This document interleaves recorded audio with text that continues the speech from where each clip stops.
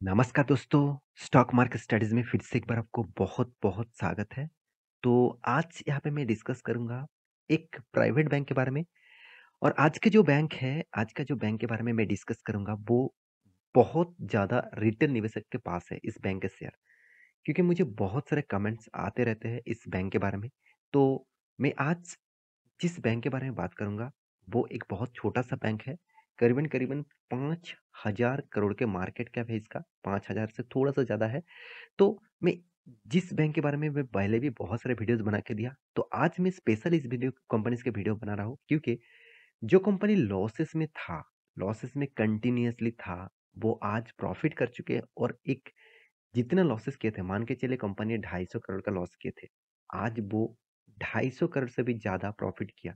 तो सोचिए कंपनी में इस तरीके से परफ़ॉर्मेंस क्यों किया और किस बेसिस से हुआ? क्या इस परफ़ॉर्मेंस के कारण कंपनी के ऊपर निवेश करना चाहिए? तो बहुत सारे क्वेश्चन मार्क आ जाता है। तो इस क्वेश्चन का आंसर मैं यहाँ पे देने वाला हूँ। तो वीडियो को लास्ट तक ज़रूर देखिएगा और अभी तक आपने इस चैनल को सब्सक्राइब नहीं किया तो ज़रूर सब्सक्राइब कर लेना क्योंकि आज का जो टॉपिक है, आज का जो कंपनी है, वो है उज्जीवन स्मॉल फाइनेंस बैंक के बारे में। तो उज्जीवन स्मॉल फाइनेंस बैंक आप सभी जानते हैं, एक बहुत छोटा-सा बैंक है, 5,000 करोड़ के आसपास इसका मार्केट कैप है।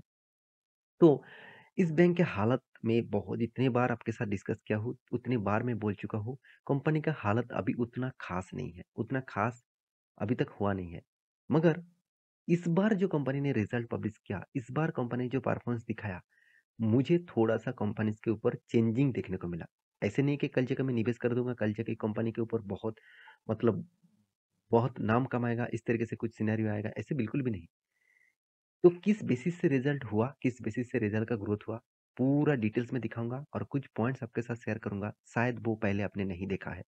तो प्लीज़ मेरे साथ जुड़े रहिए और मेरे चैनल को सब्सक्राइब करके रखिए, इस तरीके से इन्फॉर्मेशन पाने के लिए। तो वीडियो को लास्ट तक देखने के लिए ज़रूर रिक्वेस्ट करूँगा और चैनल को सब्सक्राइब करने के साथ-साथ बेल आइकन को भी हिट कर लीजिएगा, आपको डेली बेसिस नोटिफ़िकेशन पाने के लिए। तो चलो देख लेते हैं आज के स्टॉक के बारे में।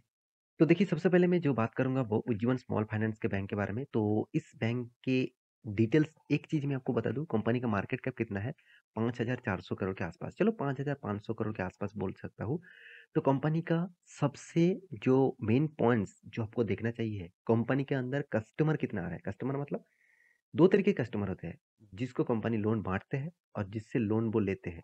आप कहेंगे सर बैंक लोन लेता है, ऐसे कैसे हो सकता है? देखिए, आप मान के चलिए आप उज्जीवन बैंक के ऊपर आपने एक खाता खुला है मतलब एक अकाउंट ओपन किया है सेविंग अकाउंट का।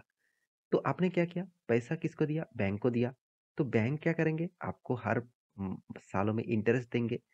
तो इस तो बैंक के लिए ये एक टाइप ऑफ कस्टमर है, सॉरी एक कस्टमर नहीं, उसको लोन लिया है उस कस्टमर से, उसको पे करना पड़ेगा। तो ये एक बैंक के लिए लायबिलिटीज़ है। और जितने सारे लोग लोन लेना चाहते हैं बैंक के माध्यम से, वो कंपनीज़ के लिए क्या है? एसेट है। तो कितने customer saving and current account इस कंपनी के ऊपर खोल के बैठा है वो देख लीजिए 27.30% जो बहुत वीक है।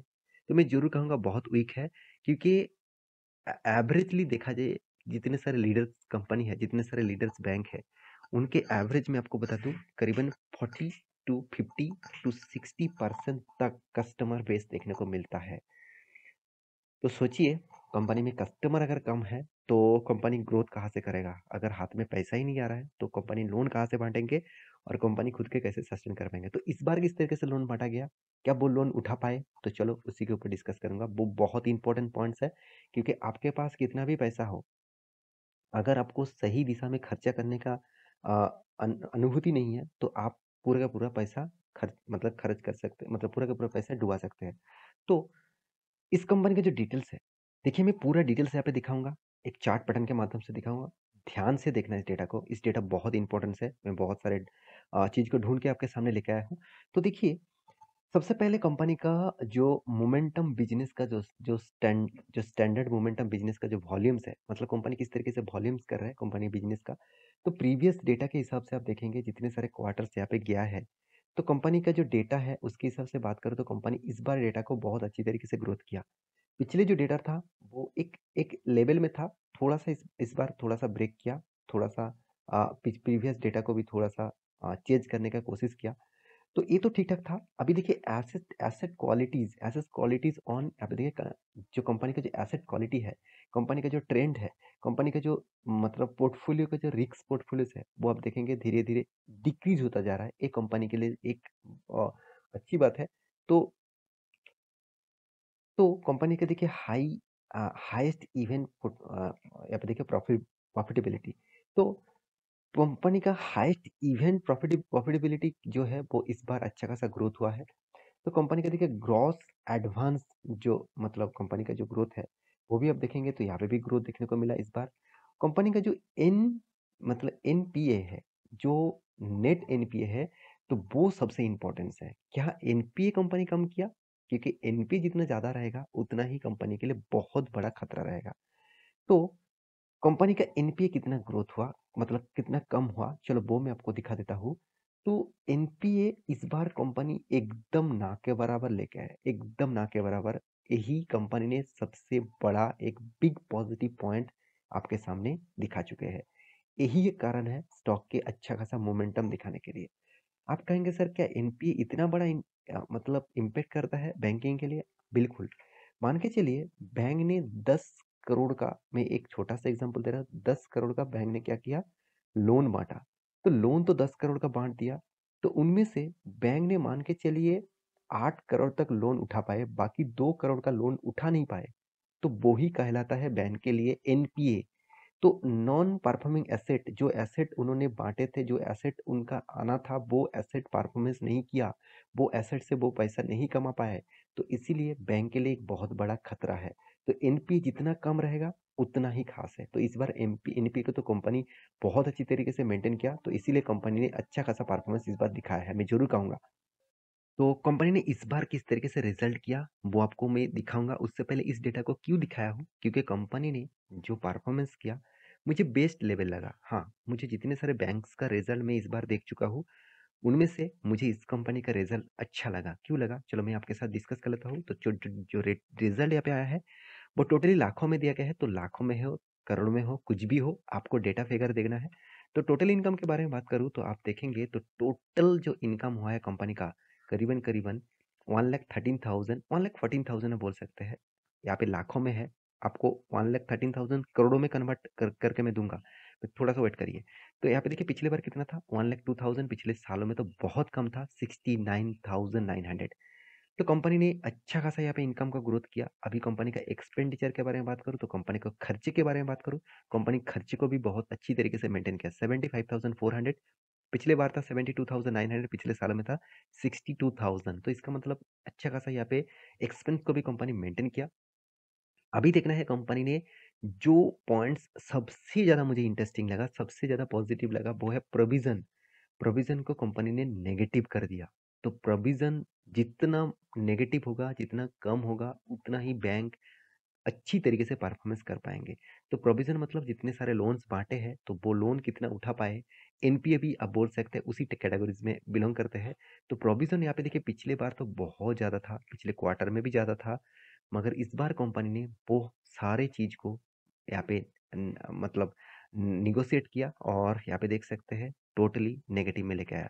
तो इसी के कारण कंपनी ने नेट प्रॉफिट जो है वो बहुत इस बार बढ़ चुके हैं। मैं इसीलिए आपको बोला था, जो कंपनी लॉसेस में था पिछले बार, कितना आपको मैं फिगर बता दूं, पिछले बार कितना, 273 करोड़ का लॉसेस में था कंपनी। 273 करोड़ का लॉसेस में था, और पिछले बार कितना प्रॉफिट किया था, 202 करोड़ के आसपास। और इस बार कंपनी ने 200 करीबन 95 करोड़ का आसपास, मतलब 295 करोड़ के आसपास प्रॉफिट किया।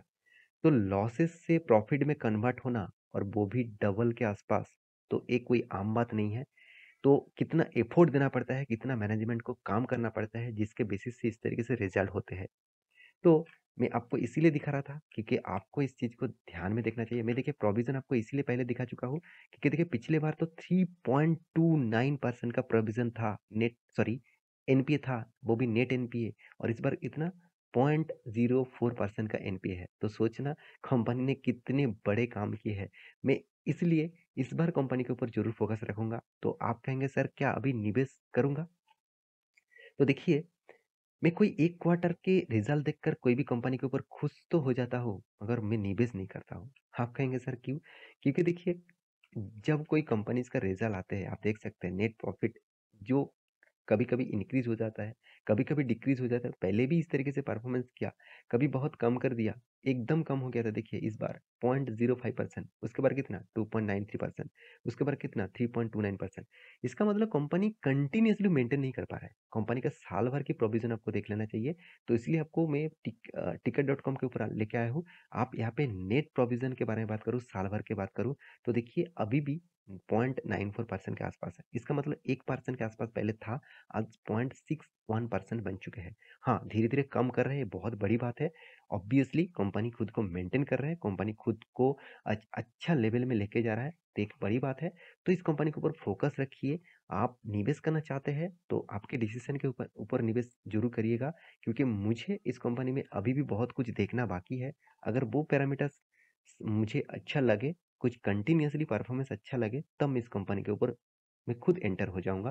क्योंकि तब इसका प्राइस अगर हाई लेवल पे भी मुझे मिले तो कोई बात नहीं। तो आशा करता हूँ सारी जानकारी आपको मिल चुका है। मेरे इस वीडियो टोटली एजुकेशन पर्पस में था। इसको कोई बाय एंड सेल का रिकमेंडेशन मत समझ लेना। आप एक बार स्टडी करना, उसके बाद कंपनी के ऊपर निवेश करना। तो मिलते हैं नेक्स्ट नया स्टॉक लेके। तब तक के लिए अच्छे से रहिए, अपने ख्याल रखिए। Bye bye.